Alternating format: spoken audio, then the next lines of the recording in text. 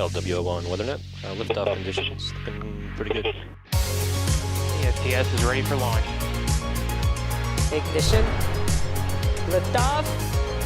Falcon 9 has cleared the tower.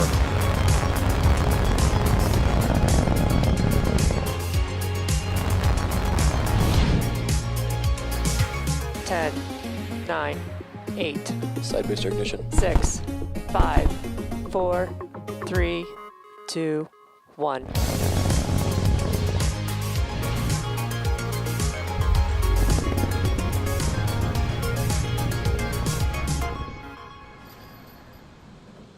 Good morning. It's Wednesday, January 20th, and you're looking at a live view of Falcon 9 as it awaits its 8:02 a.m. Eastern Time launch from Pad 39A at Kennedy Space Center.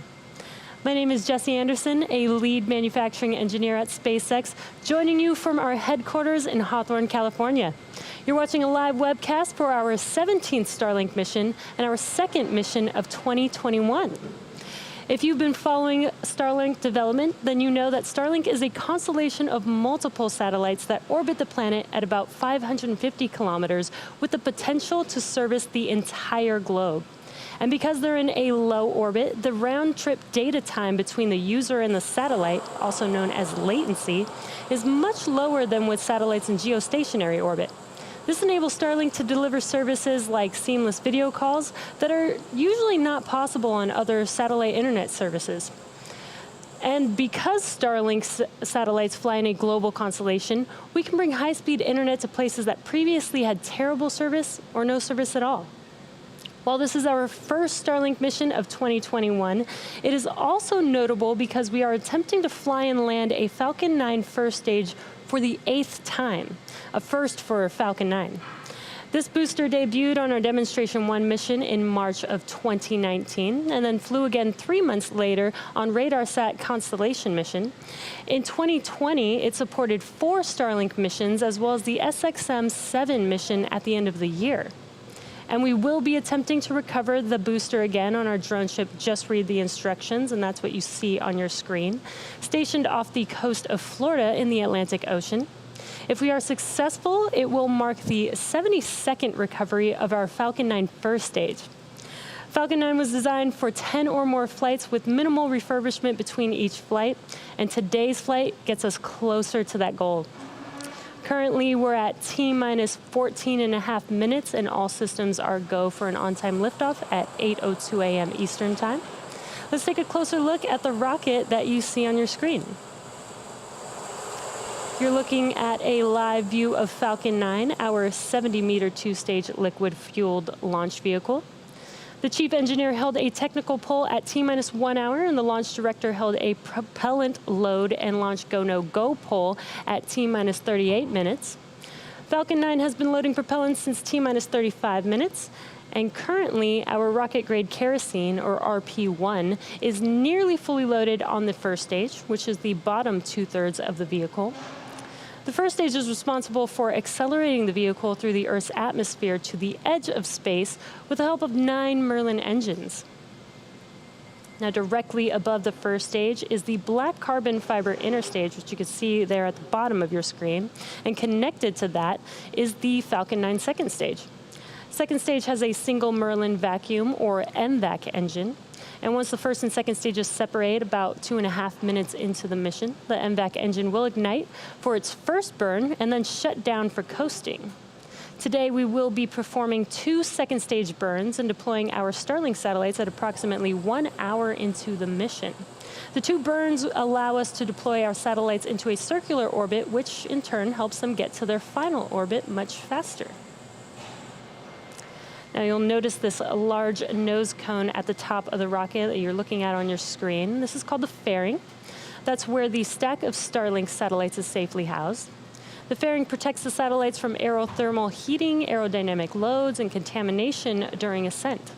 As you may know, space is a vacuum, so we will jettison the fairing halves to reduce some weight as the second stage continues on its journey to orbit. Today, we are using flight-proven fairing halves, and Miss Tree and Miss Chief, which you are looking at on your screen, we'll be attempting to recover them by wet recovery, meaning we will be retrieving them from the water.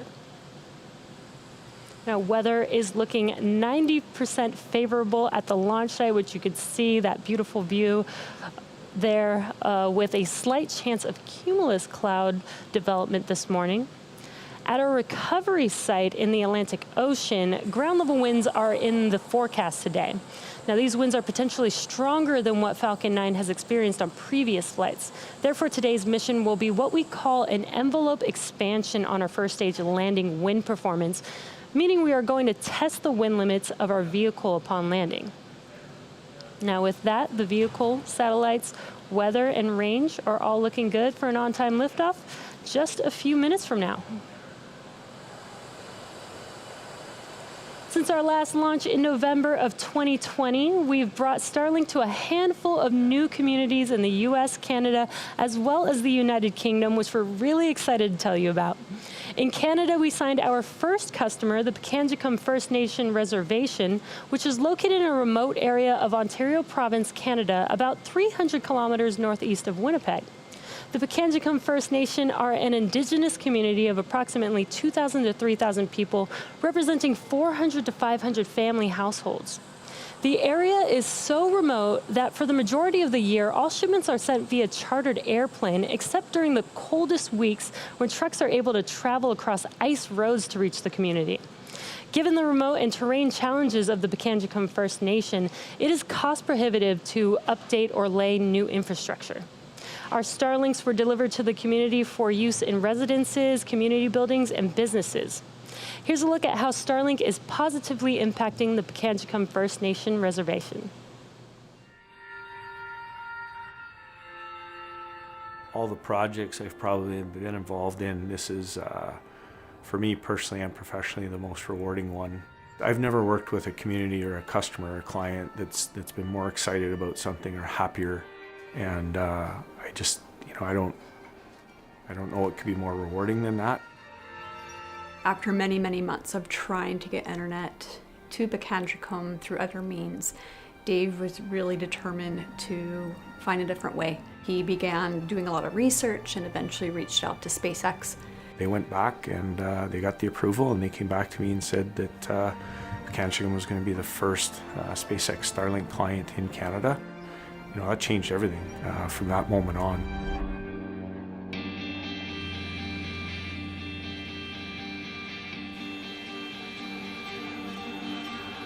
I work for Pikangikum Health Authority. I'm a community person who really believes in their community, and I hope that it gives the younger generations a little bit of hope. We're creating a pathway for the younger people. It's a long time coming.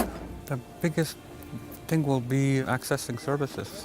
I think that was the biggest issue for us. Better services in terms of how health is delivered remotely and education. Up until Thursday of last week, you couldn't get a college education from Pikangikum. You can now. That access to that information allows them to change the world and shape their path and future. This is a monumental deal.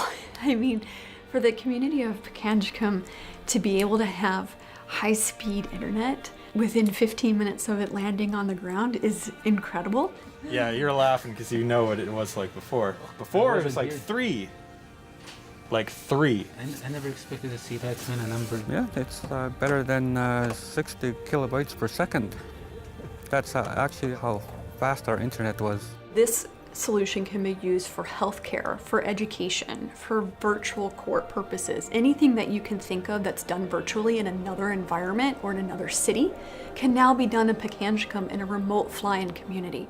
I can only think of the difference that it can make at the school for the students. Right now, because of COVID-19, all of our instruction is online. From a perspective of policing, it's very difficult sometimes to do business in a timely fashion. A lot of challenges that we see right now, we're going to be able to overcome them due to the speed. Just that we were a part of the project and that we had the pleasure to help them get this far is just awesome. My goal has always been to start with the youth, the kids, the children. When that playing field isn't level, then we're doing something wrong. I think what we've done here is that there's still a lot of work to do, but at least they have access to technology and information, and hopefully that playing field is at least a little closer to being level. It's pretty exciting, and I'm sure the community is just as excited as I am today.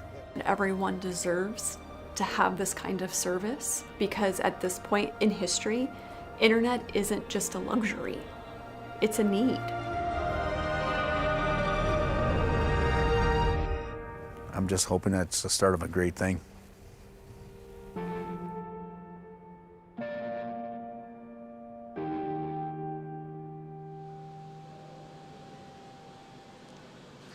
It is so incredible to see the community's excitement and gratitude, and our Starlink team is really proud to be able to help communities like the Pikangikum First Nation Reservation.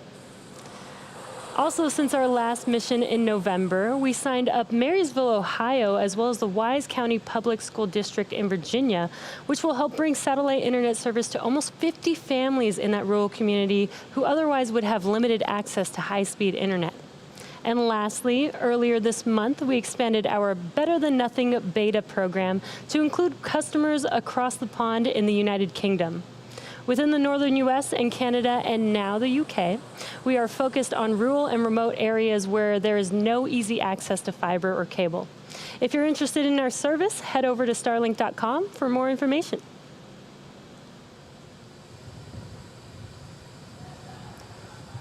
We are currently just under T-minus 6 minutes from liftoff, and Falcon 9 is now moving into the final stages of the countdown. Our next event will be the transporter erector, or TE, retracting slightly away from the vehicle at T-minus 4.5 minutes. Now, the TE is that large trusted structure that you can see right behind Falcon 9 on your screen. We use the TE to roll the rocket out to the pad and raise it to its vertical launch position. The TE also routes the vehicle's fluids, power, and telemetry umbilicals from the ground systems to the rocket and satellites until Falcon 9 goes on internal power and clears the pad. At liftoff, it will retract even further in order to clear the way for Falcon 9's ascent.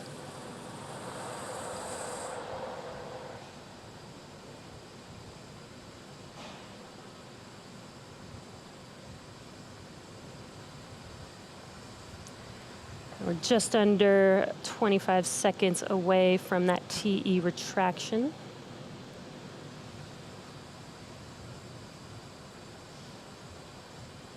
You could see those white clouds around Falcon 9. That's what happens when the LOX hits the ambient air there.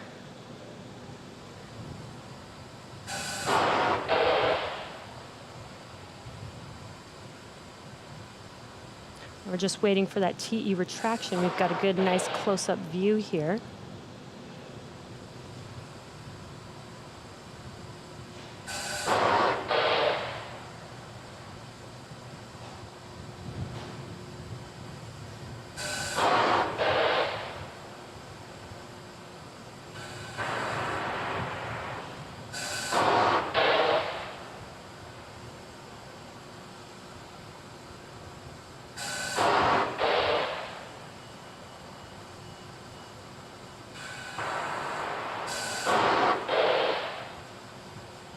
Again, what you're looking at on your screen is the top of the vehicle.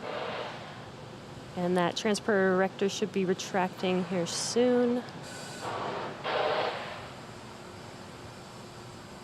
And there you could see it on your screen. It looks very slow and very slight, but there it is moving back. Now, the first and second stages are both nearly fully loaded with 1 million pounds of kerosene, fuel, and liquid oxygen. Super chilled liquid oxygen is our propellant oxidizer, and as I just mentioned, it's what's creating those white clouds that you can see right there on your screen. That happens when it's exposed to the warmer ambient air. First stage should finish prop loading in a second here, and second stage at T-minus 2 minutes. At T-minus 60 seconds, Falcon 9 is in startup, and what that means is that the rocket's autonomous internal flight computers have taken over the launch countdown. Now, they'll light the Merlin engines at about T-minus 2 seconds, and liftoff will be commanded at T-minus 0. We use T-Teb as our ignition fluid, and when it mixes with oxygen, it burns a green-colored flame, so you might see a green flash near T0. We then allow fuel into the thrust chamber, and the engine comes up to power for liftoff. Now, the Starlink payload continues to be healthy. The Falcon 9 team is tracking no issues on the rocket Weather is looking great, as you can see there on your screen, and the range is green for launch.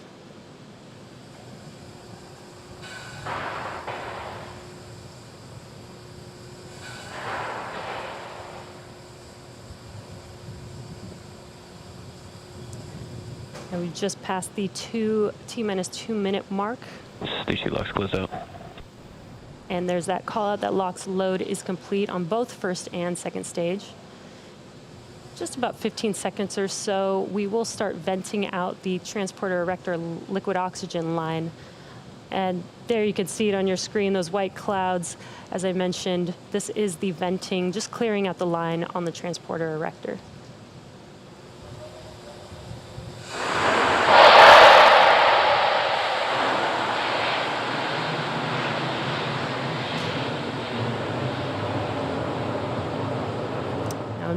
About 15 seconds or so, Falcon 9 will be in startup, and stage 1 and stage 2 will begin pressurizing for launch.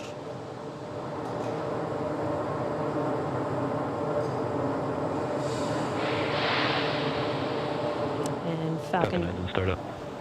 There's that call out. Falcon 9 is in startup. Now we're waiting for the go for launch from the launch director in a few seconds here.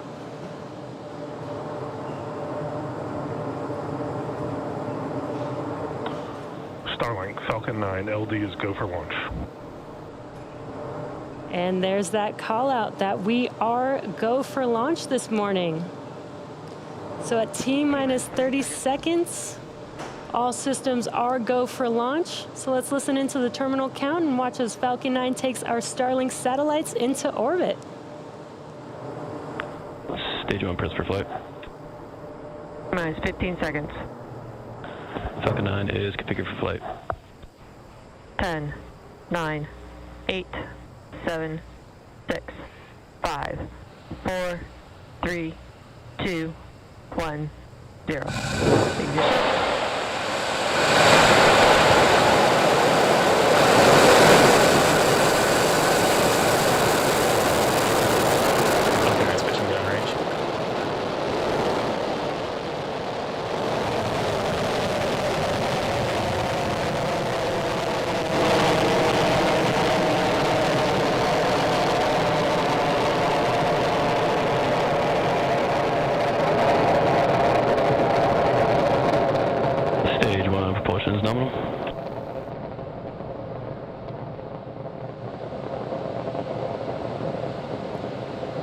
At T-plus 40 seconds, we've got a beautiful view of Falcon 9 successfully lifting off Telemetry is nominal. from Pad 39A at Kennedy Space Center, carrying our stack of Starlink satellites to orbit. And we are throttling down the vehicle, the engines, in preparation for max Q, or maximum aerodynamic pressure. This is the largest structural load that the vehicle sees on ascent, so slowing down the vehicle helps us pass through the short period. Max Q. And there's that call out that we've passed through max Q. Now, in about a minute, we'll have 3 events happening. That'll be main engine cutoff, or what we call MECO, stage separation, and SES-1, which is second engine start 1. Now, MECO is where we shut down all 9 of those M1D engines on the first stage to slow the vehicle down in preparation for stage separation. And that's where the first stage separates from the second stage. First stage will start making its way. Back is chilling. First stage will start making its way back to Earth for landing, while second stage continues on its journey with the third event, which is SES-1, or second engine start 1. And that's where we light up the MVAC engine, and it propels the second stage along with the Starlink satellites to orbit. We've just got some awesome views on the screen. Such a beautiful morning. We're just about 15 seconds away from those 3 events: MECO, stage separation, and SES-1.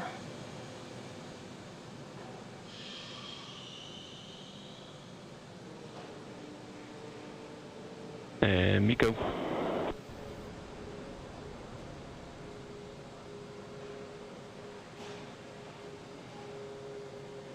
Stage separation confirmed.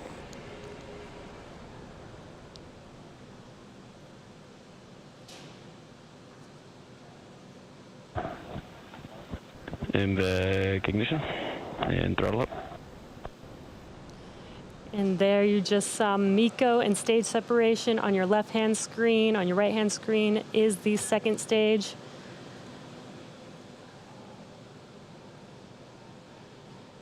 We're waiting on fairing deploy coming up here shortly.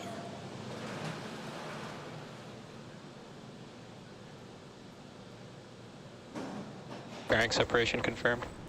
And there you could see the fairing halves have been deployed, and you could see them falling back to Earth.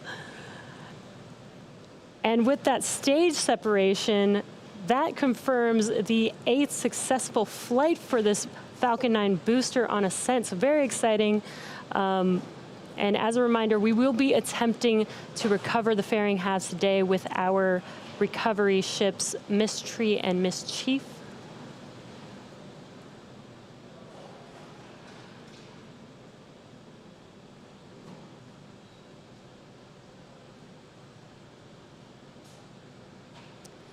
Now, as Stage 2 heads towards its targeted drop-off orbit, Stage 1 will execute 2 burns in order to make its way back to Earth.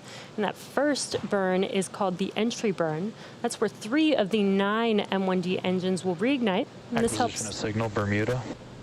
This helps to slow the stage down as it re-enters into the upper parts of the Earth's atmosphere. The second and final burn for the first stage is the landing burn.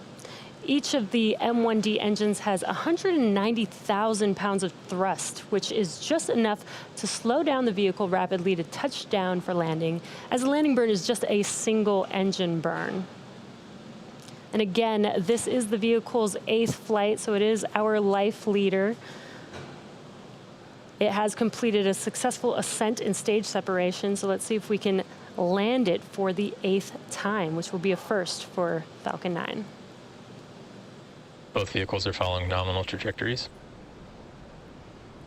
You heard that call out that both vehicles are nominal. Just a little over a minute away from that entry burn start on the first stage. And what you see on your screen is a view looking forward on the left-hand screen. Now we've changed to the looking aft on first stage. And on your right-hand screen is a view of that MVAC engine on second stage.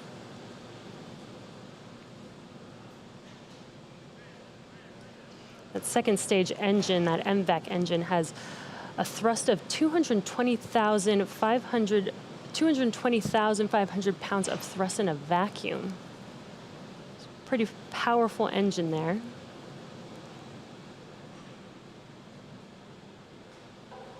And we're just about 20 seconds or so away from that entry burn on the first stage. You can see those grid fins are deployed, helping to steer the vehicle.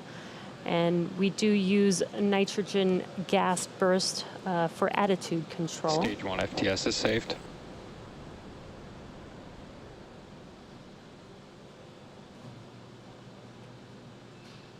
Stage 1 entry burn startup. There's that call out and visual of the entry burn on the first stage on your left-hand screen. So it lasts about 20 seconds long.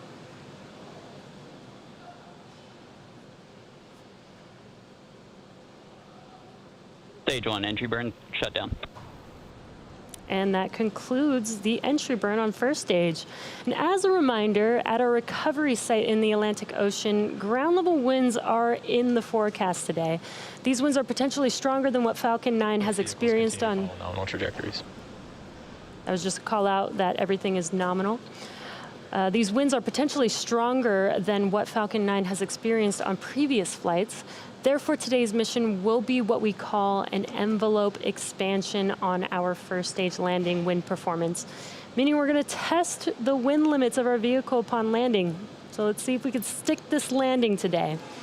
Again, it also will be the 8th landing if we do land this vehicle. And we're just about 30 seconds away from that landing burn start on the first stage. And what you're looking at on your screen is a nice view of the second stage. Still looking nominal.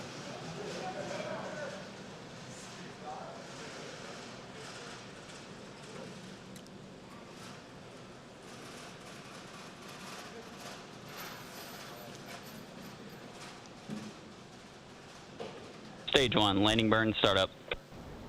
There's that call out. Landing burn has started on first stage. Let's see if we could stick this landing.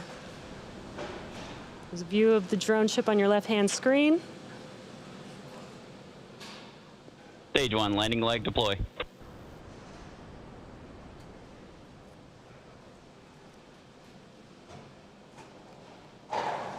Looks like we lost that live view on the first stage. We'll wait for confirmation. And there you can see on your screen, we have landed the Falcon 9 for the 8th time. This is our life leader. What an amazing morning. That is an awesome view. And we're just waiting for Seco 1 on second stage. And Seco.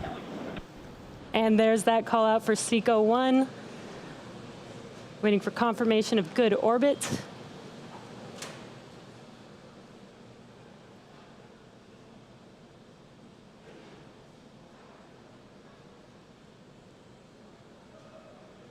Nominal insertion. And there's that call out for good orbit on second stage. What an exciting morning. We've landed that first stage for the 8th time.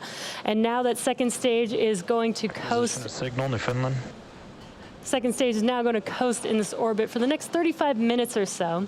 And while that happens, take a look at this, the animation. We'll have an animation showcasing where we are in the coast phase. So we'll see you back here at T plus 45 minutes for that second stage relay.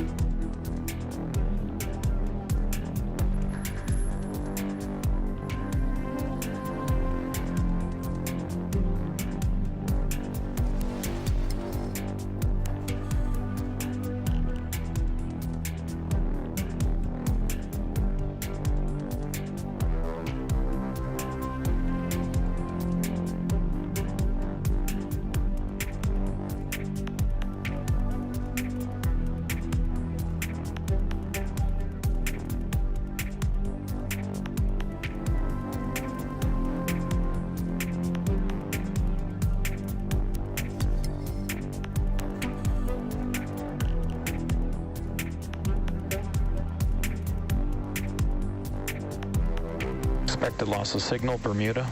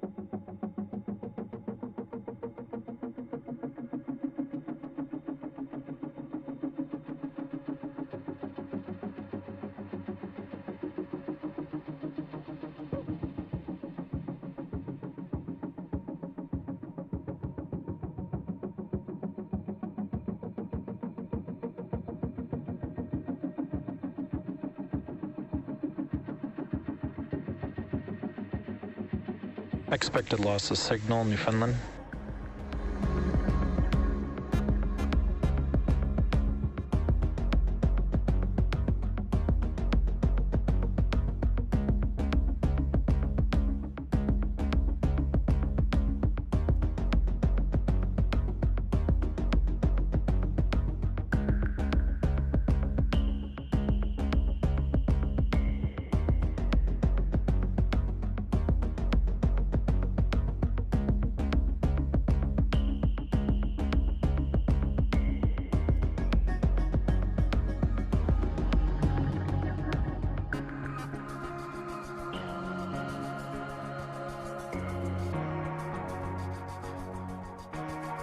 Acquisition of signal, Goon Hilly.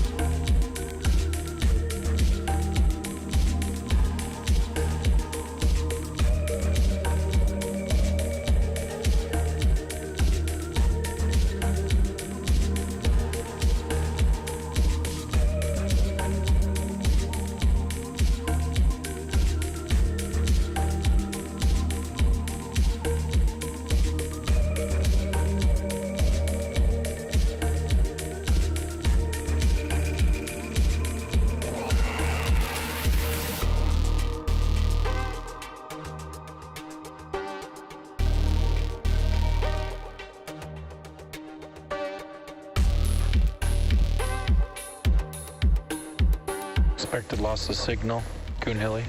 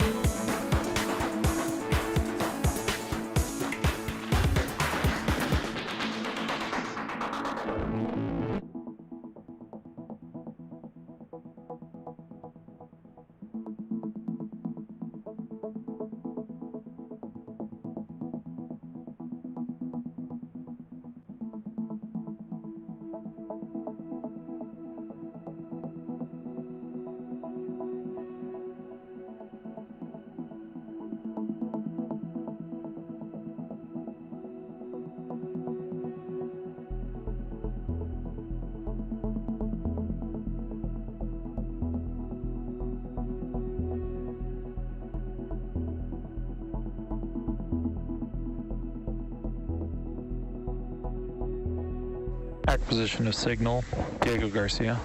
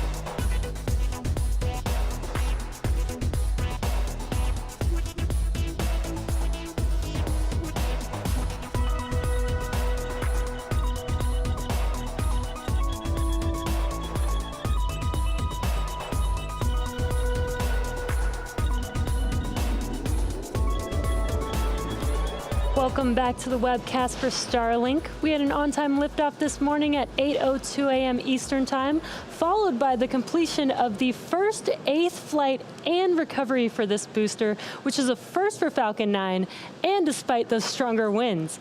Today marks our 65th landing of Falcon 9 and 72nd successful recovery of a first stage. We're now just waiting for the relight of our second stage, or SES-2, coming up here in a few seconds. It'll be a short 1-second burn.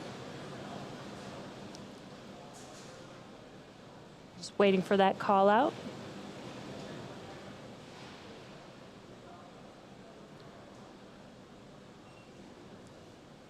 Again, it's just a 1-second burn, so it's very quick, but it does go a long way for this second stage.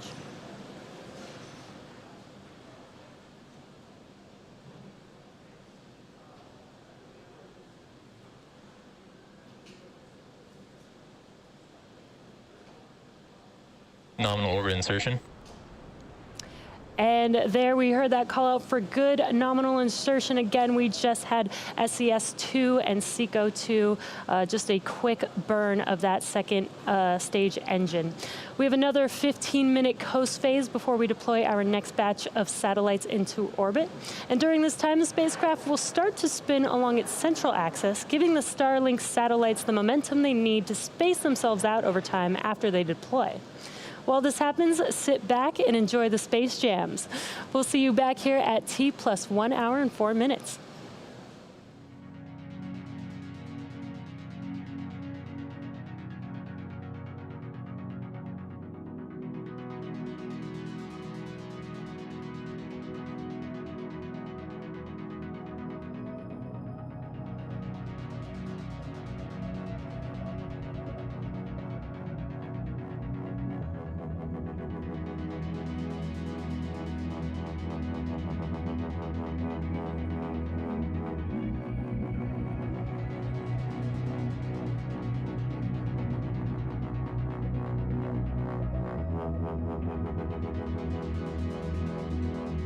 Expected loss of signal. It's Diego Garcia.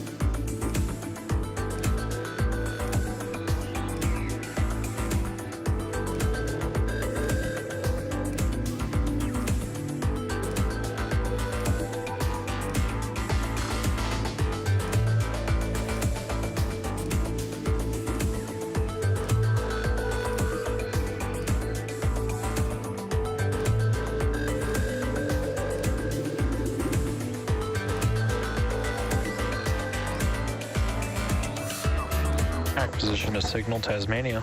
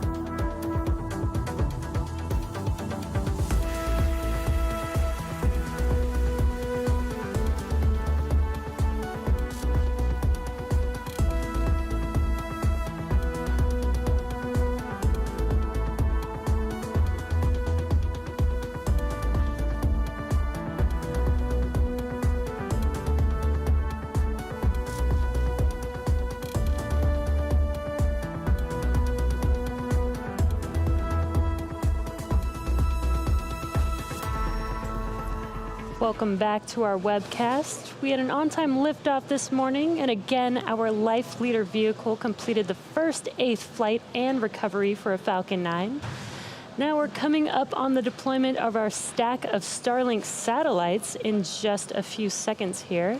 So we will listen in and watch live as the payload deploys.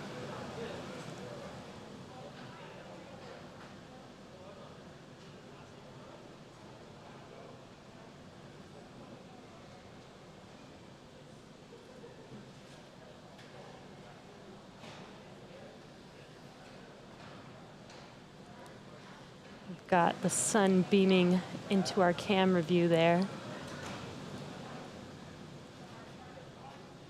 Payload deploy confirmed. What you are seeing live are those Starlink satellites in space drifting away from our second stage, which confirms deployment. Shortly, they will deploy their solar array, and over the next few days and weeks, they will distance themselves from each other and use their onboard ion thrusters to make their way to their operational orbit. Beautiful live view.